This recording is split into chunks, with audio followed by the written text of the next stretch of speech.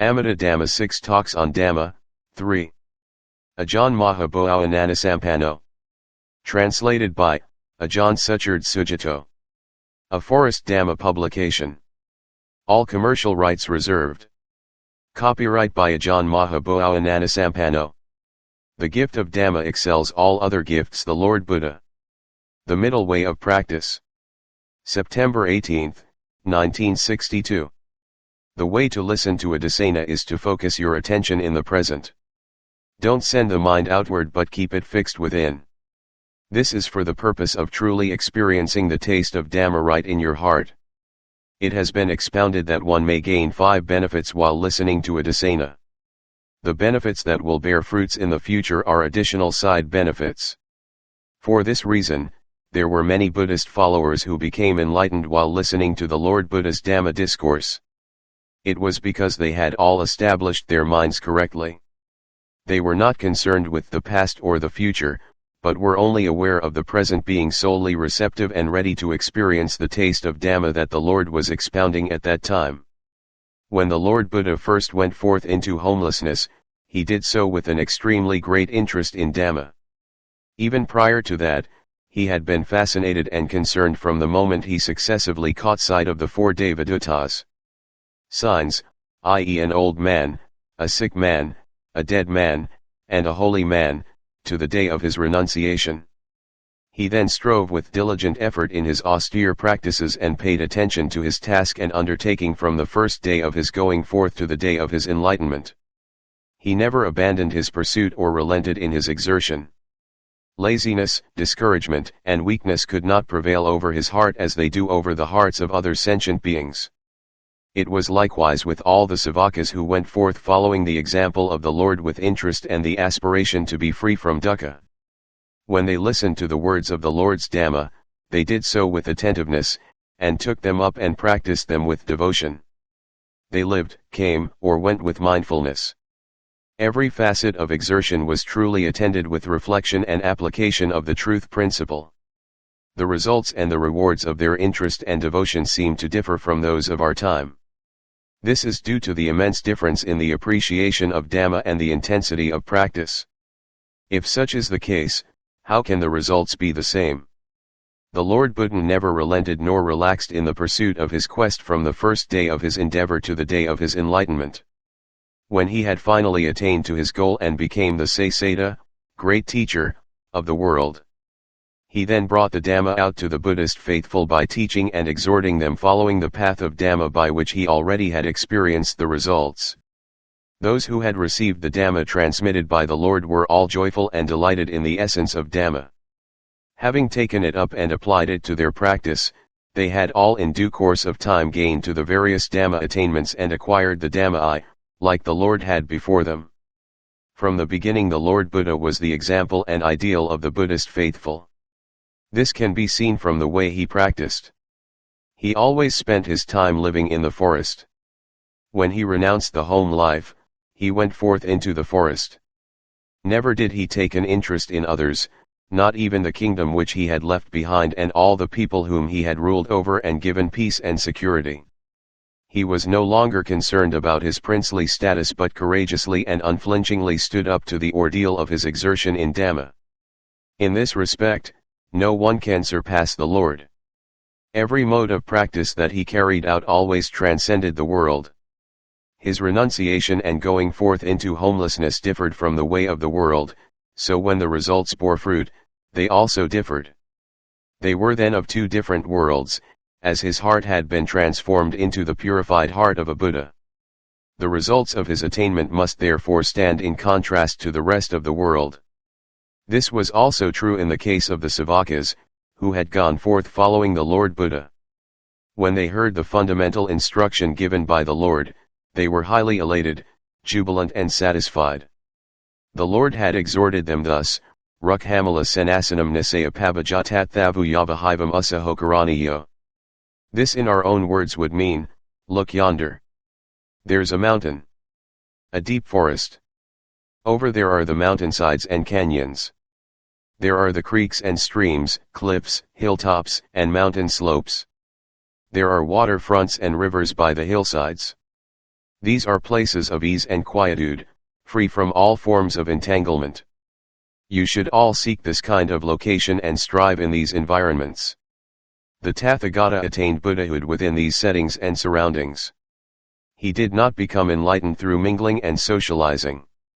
Nor did he become enlightened through indulgence in mirth and gaiety following the flow of tanha, self-seeking ambitions and obsessions, which influence and drag one away through the power of the kilesas.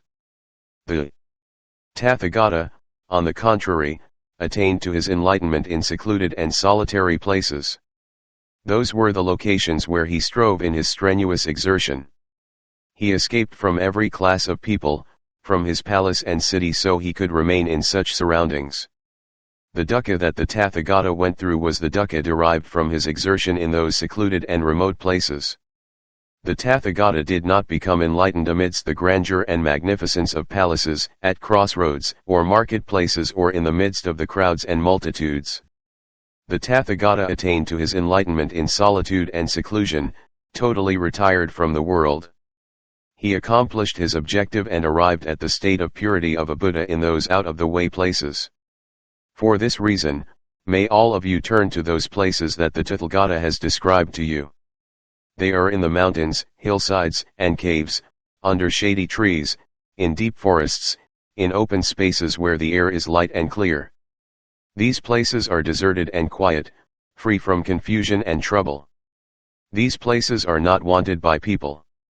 So, you should seek for such locations and live there, for they are where the Tathagata attained Buddhahood. If you aspire for the state free from dukkha following the example of the Tathagata, you must go to the places that the Tathagata has pointed out. Then you will definitely one day follow the Tathagata in being rid of lives and existences, the repeated births and deaths that are like a pit of glowing coals. What is explained above was the Buddha's second fundamental instruction. The first instruction stated, Paksakula severe, etc. All of you who have gone forth should seek for discarded materials left in the cemeteries or along the roadsides, and stitch them together to make your lower robe, upper robe, and outer robe, so they may be used to protect your body and maintain your holy life from day to day.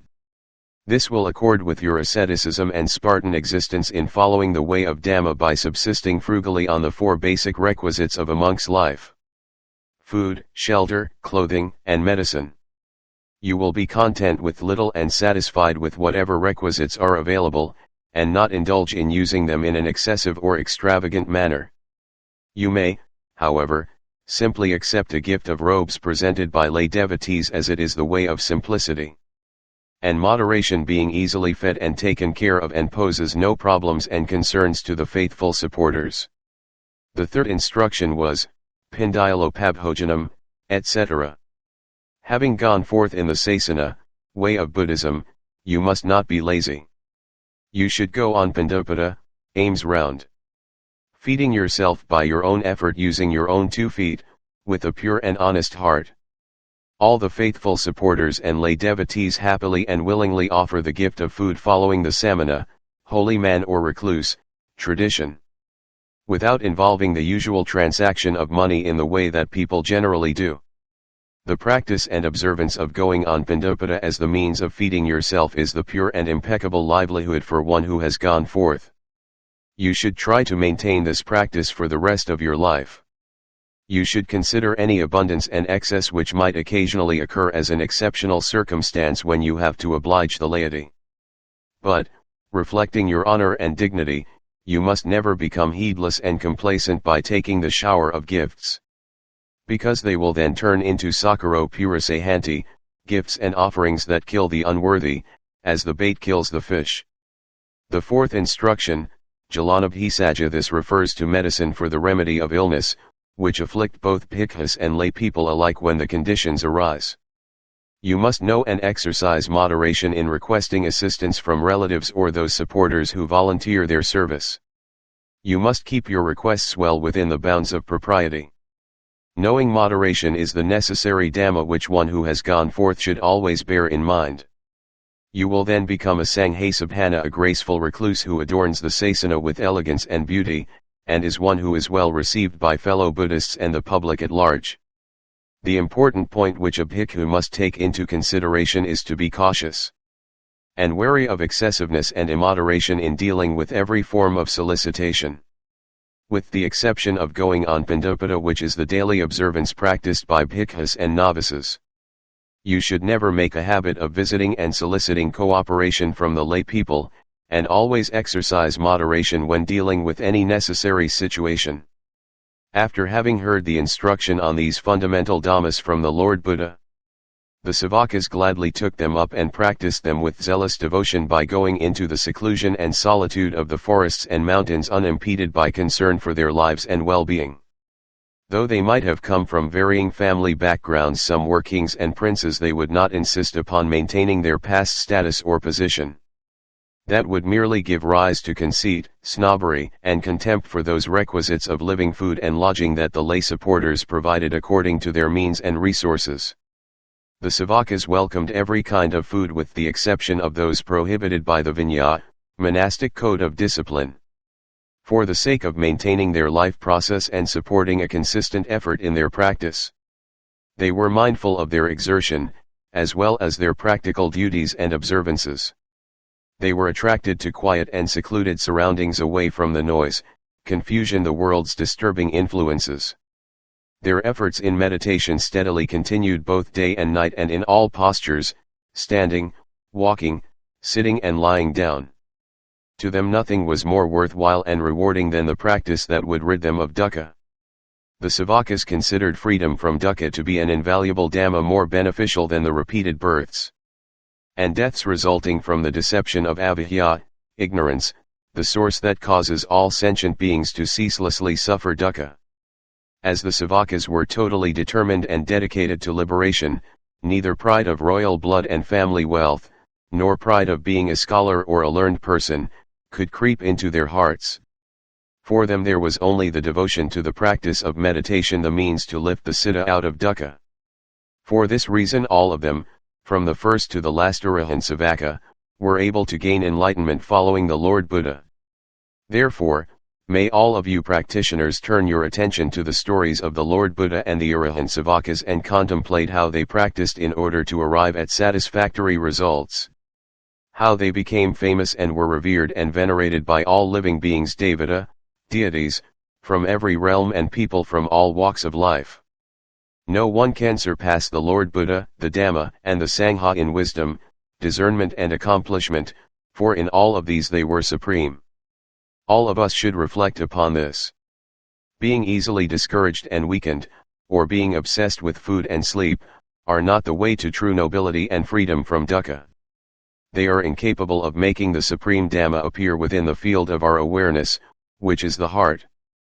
In every movement and posture, standing, walking, sitting and lying down, you should always give heed to reason and constantly be observant of your actions.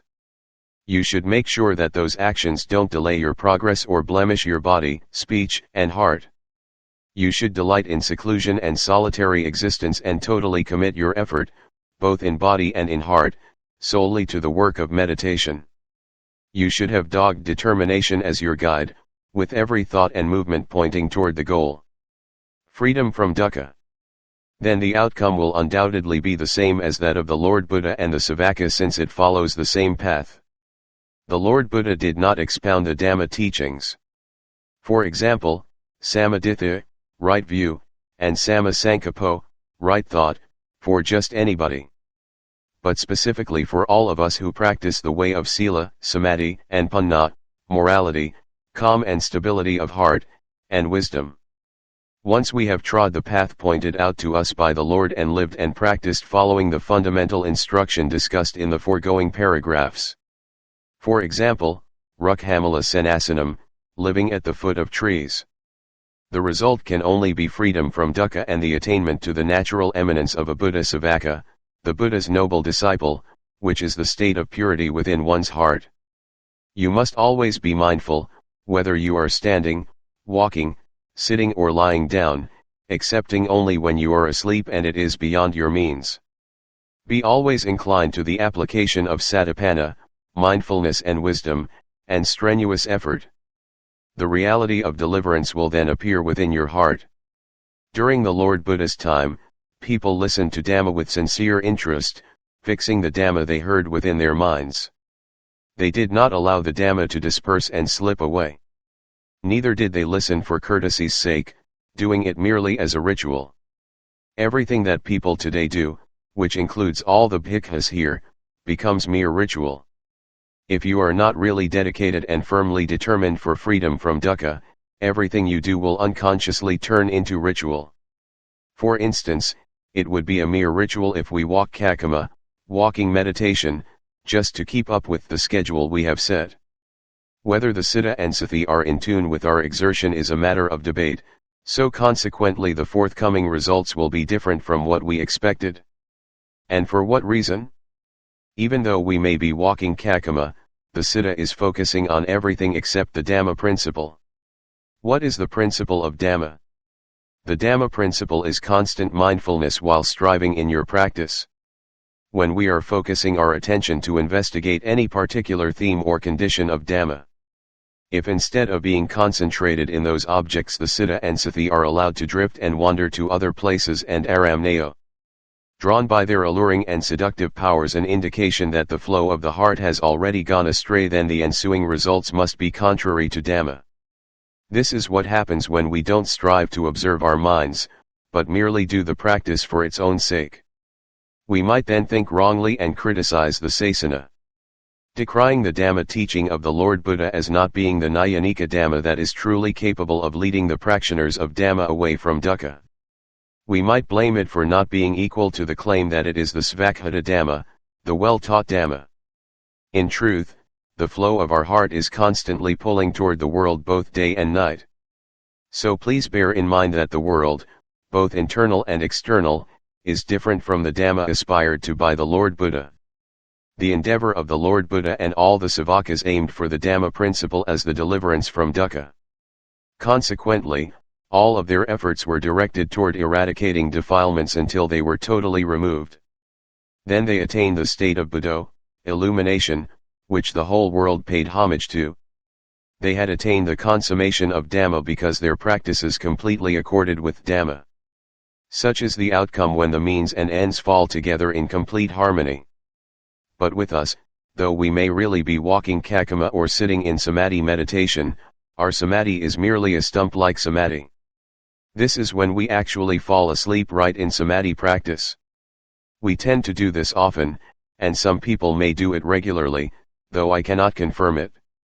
But it is probably the case, since the results always turn out so differently from the Lord Buddha.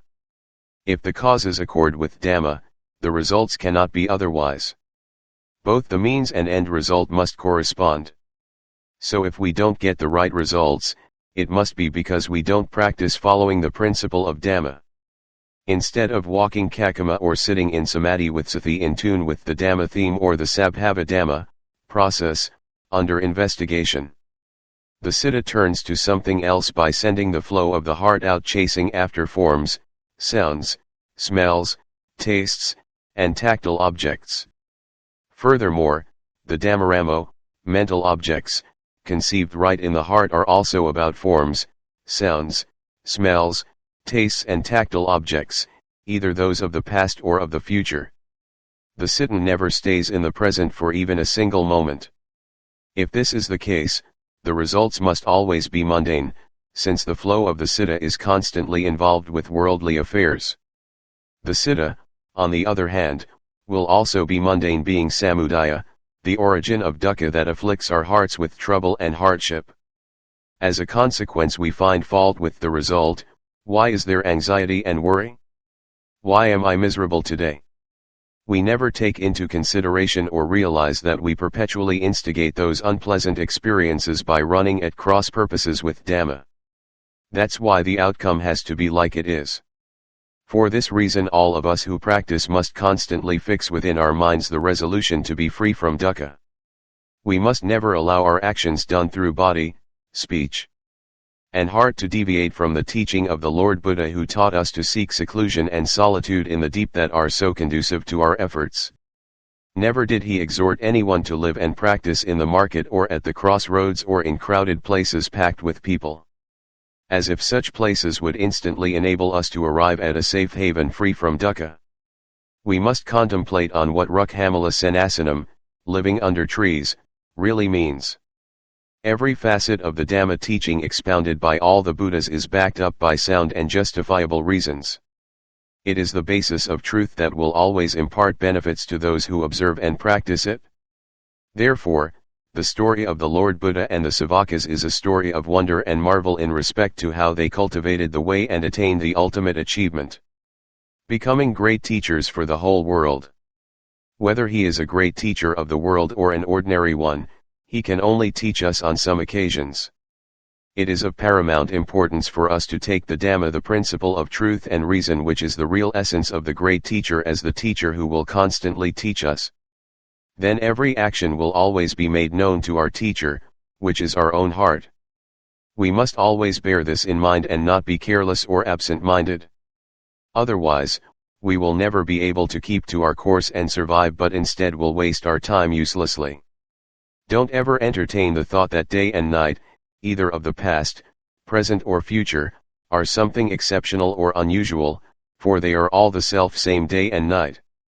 The kilsas and asavas that are involved with the heart and all its related conditions are not dependent on time. This is the most significant fact. Please investigate it. Wherever you go, you should always have the great teacher guiding you. Whether you are sitting or lying down, standing or walking, you should always be mindful of your deportment. Without the basis of sati and panna, calm of heart and circumspection cannot arise. This is because satipana and your diligent effort form a protective fence to safeguard them. All that is required is for you to keep within the bounds of sila, samadhi, and panna, as you tread the path with your strenuous exertion. You will then experience the realm free from dukkha right within your own heart without having to ask anyone else about it. Regardless of time, if the Svakkhata Dhamma is still extant in the world, and the one who listens takes it up for study and practices following its instruction with dedication, the result can only be the attainment of freedom from dukkha. This you will clearly perceive in your heart. Please keep this in mind, and correct the problem in your heart, or else your practice will steadily degenerate and you will never be able to accomplish anything. When you are always mindful and constantly probe with panna into the sabhava dhammas, the body. For example, you will constantly come across unusual and extraordinary knowledge. On the other hand, if your efforts are spasmodic, then the forthcoming result will be correspondingly limited. So you should try to cultivate and develop sati and panna to be constantly mindful and circumspect. This will definitely contribute to samadhi, firmness and stability of heart, and genuine wisdom in the way of panna, which arises due to the investigation of the body, vedana, citta, and dhamma. Or the investigation of the four Arya Sakha, noble truths, of dukkha, samudaya, niraya, and magga. Please also understand that the Satipatthana and the Arya Sakha are the dhammas of the present, which are constantly exhibiting themselves right within your body and heart. In the Mahihima Papada, the middle way of practice, i.e. the Noble Eightfold Path, the Lord expounded Samaditthi, right view. This means right views of things in general, of specific things, or of the subtle aspect of Dhamma. The right views of the average Buddhist deals specifically with the belief in vice and virtue. That those who practice virtue reap the fruits of virtue, and those who practice evil reap the fruits of evil, and so on. They have the conviction that these things truly exist. This is one level of samaditthi. The specific understanding of the practitioner who investigates the four satipatthana, or the four Arya Sakha, with panna is another level of samaditthi.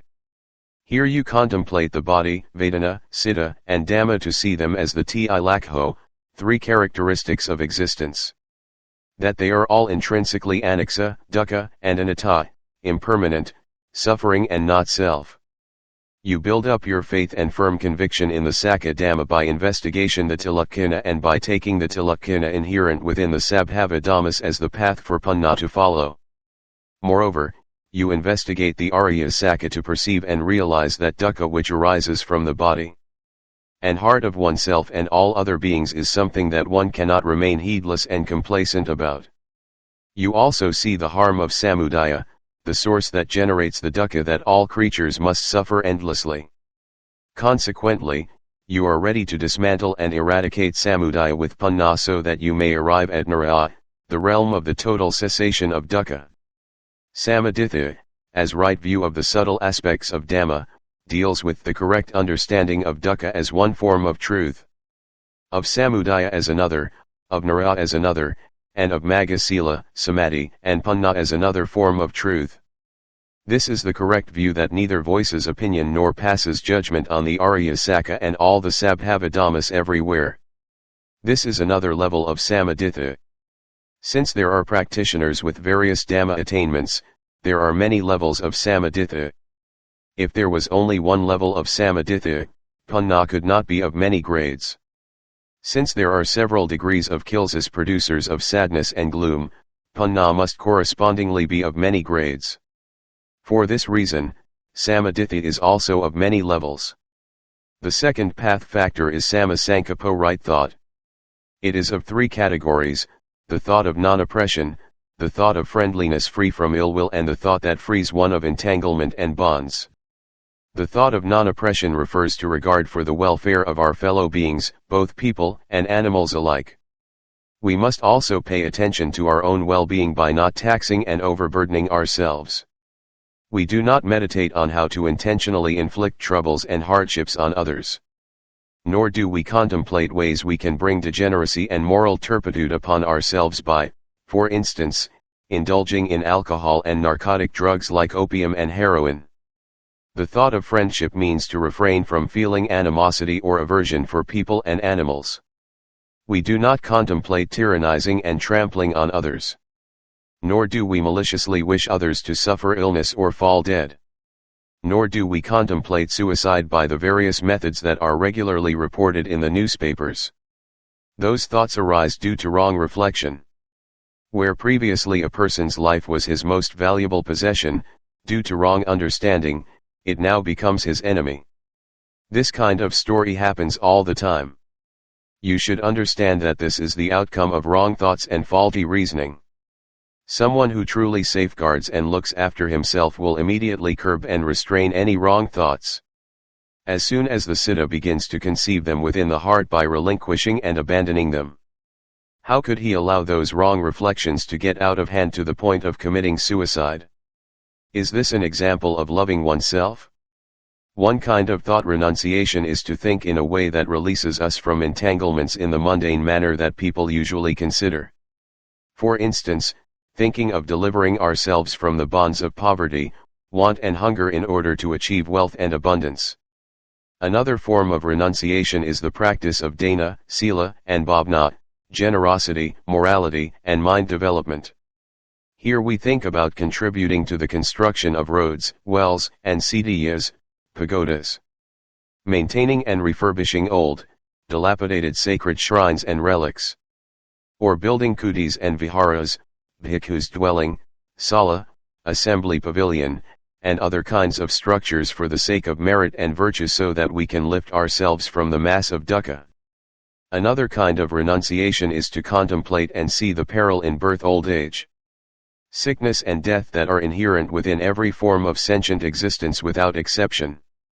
And to discern that the life of one who has gone forth is conducive to the development of the way of sila, samadhi and panna, the way that fulfills our aspirations, and to make up our mind to take the going forth to become a nun, a bhikkhu, or a novice. A practitioner contemplates and investigates his subject of meditation to release the siddha from all mental hindrances. He utilizes all the various methods, developed by perpetual analysis and reflection, to eradicate the kilsas. He steadily removes the kilsas through the various stages right up to the automatic level of sammasankappo. By constantly probing and examining, he finally eliminates all the kilsas. This is the last category of sammasankappo and the end of the elaboration of this second path factor. The Lord taught us the third path factor, samavaka, speech. This includes speaking about things in general, but more specifically about a dialogue on Dhamma. Speaking words of wisdom that are not detrimental to those who listen. Speaking with reason that is impressive and eloquent, speaking politely, modestly and unassumingly, and speaking in gratitude and appreciation of all people who have been kind and benevolent, are all one level of Samavaka. The most appropriate form of speech is talk about Dhamma. This means speaking only about the Salekha, purifying, Dhammas, the means of removing the kilesas. This includes talk of wanting little in terms of a bhikkhu's basic requisites. Talk of being contented with whatever requisites are made available in accordance with Dhamma. Talk of not socializing and mingling with others, talk of seclusion and quietude of body and heart. Talk of strenuous exertion and diligent effort, talk of maintaining the purity of sila, moral precepts. Talk of the development of samadhi, talk of the cultivation of panna to sharpen the power of discernment. Talk of vimutti, the state of deliverance, and of vimutti nanadasana, the clear, penetrative realization of deliverance. These are the subtle aspects of Samavaka. They are not vain talk or gossip, but serious talk full of interest, appreciation, and devotion to the effort needed to apply these purifying dhammas. The Lord taught us the fourth path factor, Samakamanto, right action or pursuit. There are right actions that deal with general mundane work and those that deal with the work of Dhamma. Occupations that are not against the law, for example, farming and trading, fall within the bounds of right pursuit. The building of temples and monasteries, or the practices of dana and sila, and the development of metta bhavna, loving kindness, are another kind of right pursuit. The practices of walking kakama and sitting in samadhi are also another variety of right undertaking. Every movement of body, speech, and mind is kama action. Therefore, actions done by body, speech, and heart are called kama. Correct and proper bodily actions, speech, and thoughts are called samakam and tat. Right pursuit carries a wide and extensive meaning, so it's up to each individual to interpret and apply it for himself. The world and Dhamma have always been paired together like the left and right arms of the same person. It is not possible to separate the world and Dhamma. The world has its work and Dhamma has its. Since the conditions and the makeup of people vary from case to case, their undertakings cannot be identical.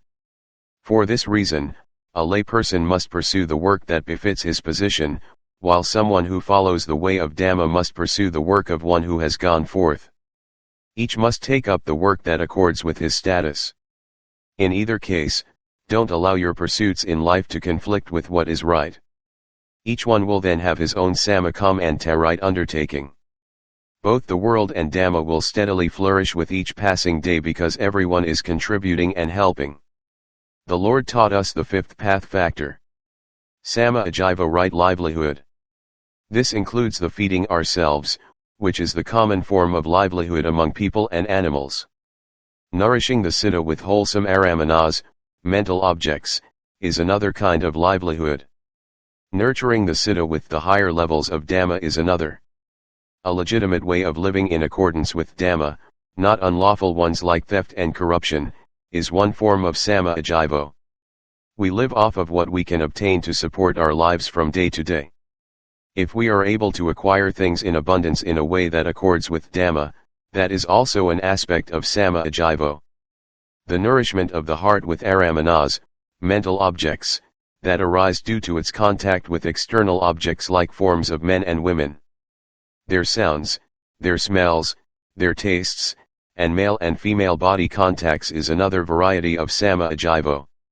This includes anything that suits our liking and keeps us happy and cheerful, free from sadness and melancholy.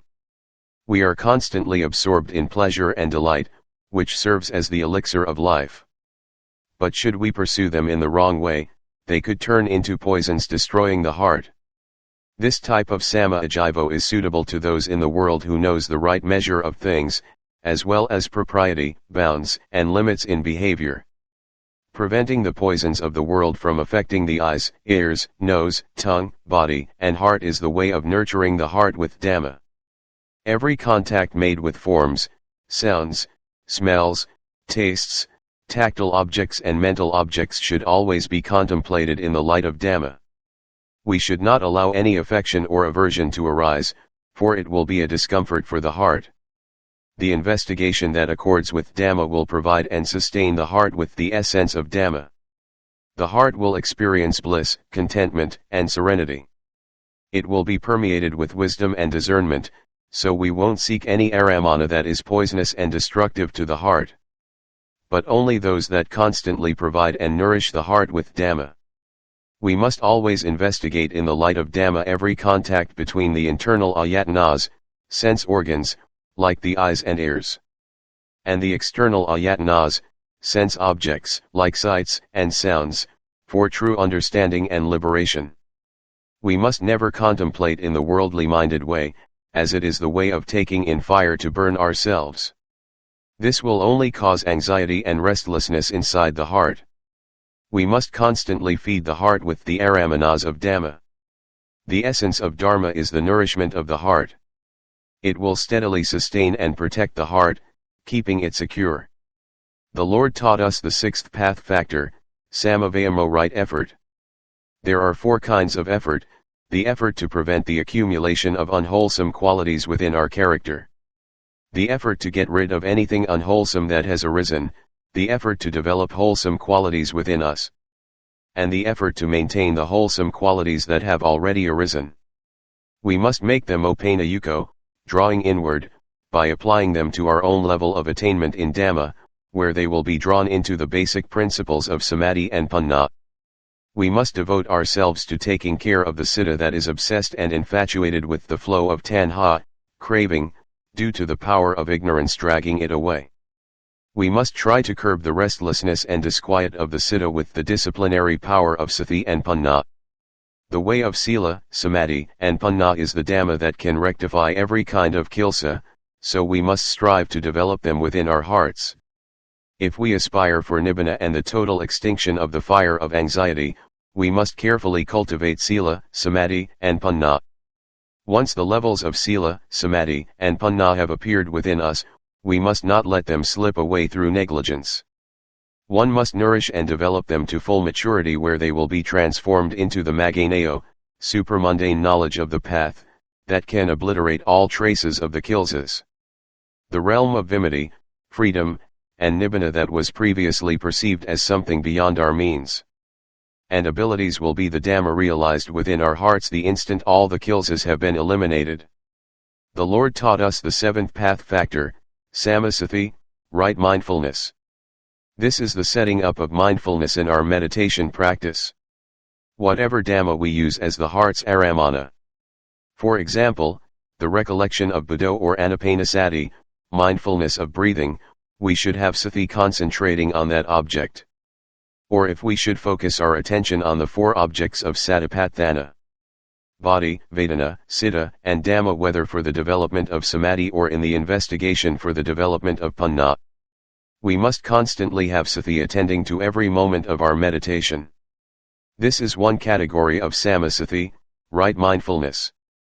The Lord taught us the eighth path factor, samasamadhi, right calm and concentration. This refers to the samadhi that is imbued with panna, and not the stump-like samadhi.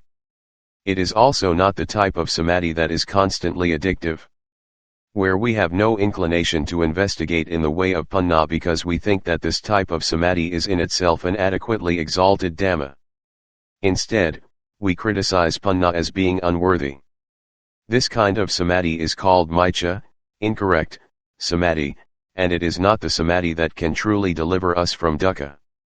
To practice the samadhi that will free us from dukkha, we must focus our attention on any particular Dhamma principle or theme that we prefer, having sati directing and guarding until the citta manages to converge into samadhi.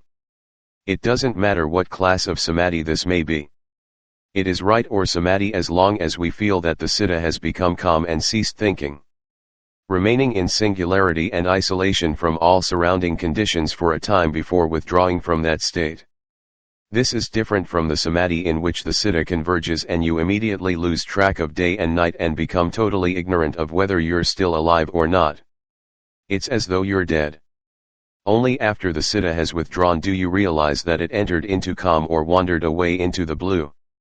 This is the stump-like samadhi because it resembles a tree stump without any consciousness. Try to avoid this type of samadhi. If you have already grown used to it, you must immediately change and remedy it. This sort of samadhi is found in the circle of those who practice. The way to cure it is to avoid allowing the citta to converge as it usually does. If you allow it to, it will always stick to that habit. Instead, you must force the citta it to take a tour of the body with sati firmly in control, going up and down, over and over again until panna, magga, and phala, wisdom, path, and fruit, are realized. The kind of samadhi that is sama samadhi is the one that has sati attending to the state of calm once the citta has converged into samadhi. After the citta has come out of samadhi, you should investigate, in the way of panna, the various sabhava dhammas that are found within the body and citta. You should investigate when it is opportune and appropriate to do so. Samadhi and panna are the dhammas that are always interrelated. You shouldn't let your samadhi drift away because of not paying careful attention to it. In short, these three dhammas sati, samadhi, and panna are interrelated and inseparable. Samadhi and panna take turns doing the work while sati watches over them. The above 8 path factors have been discussed partly from principles of Dhamma and partly from practical experience. Please note that the dhammas from samadhitya, right view, through to sama samadhi, are dhammas comprised of many levels.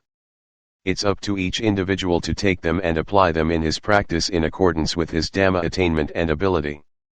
Regardless of whether you are a layperson or a bhikkhu, if you are interested, you can practice for the full development of these 8 path factors. The fruits of vimutti, freedom, and vimutti nanadasana, knowledge and insight of freedom, will then be your most valuable possessions. This is because sila, samadhi, and panna are all found within that magga, path. They are like the keys that will open and clearly reveal these 2 vimuttis to the heart. Moreover, all of you who practice should not understand that vimutti and vimutti nanadasana are separate from each other, or that they perform 2 different functions. Truly, that's not the case. When a man chops wood with an axe, as soon as the wood is cut up, he both sees it with his eyes and at the same instant realizes it in his heart. In the same way, vimutti and vimutti nanadasana will make you both perceive and experience simultaneously the detachment of the kilesas from the heart, which is accomplished by way of sila, samadhi, and panna. Thereafter, there can be no more fussing with problems, because all the bothersome issues arise from the conflict between the heart and the kilesas. This is the greatest of all issues in the 3 realms of existence. Once the heart, which is the primary problem, is let go, the kilesas which reside in and live off the heart will naturally fall away. Furthermore, sila, samadhi, panna, vimutti and vimutti nanadasana all remain as they truly are. They are all real, so consequently all the contentious issues come to an end.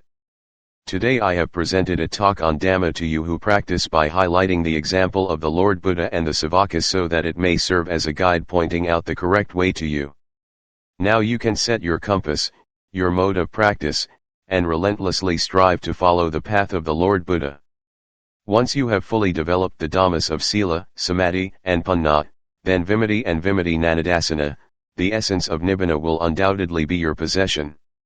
For this reason, may all of you set up the understanding that all the aforementioned dhammas are found right within your body and your heart. Please draw them inward to be your own possessions. Then, both the cultivation of the means of practice and its fruits of vimutti and nibbana that I have illustrated will all belong to you, either today or sometime in the future. Evam. Such is the way.